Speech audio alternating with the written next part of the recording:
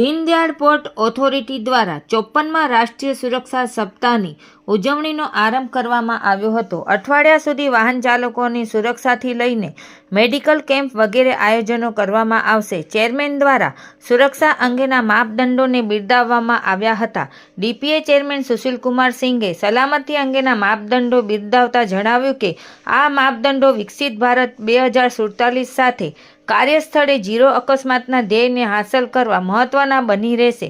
તેઓએ virtual reality simulator આધારિત training મોડલનું ઉદ્ઘાટન કર્યું હતું। ટ્રાફિક મેનેજર બી રત્નાશેખર રાવે તમામ સ્થળે દૈનિક કામગીરીમાં સલામતીનું સંકલન કરવા પર ભાર મૂક્યો હતો, ત્યારે ભાવેશ મઢવીએ સુરક્ષા સંકલ્પનું નેતૃત્વ કર્યું હતું।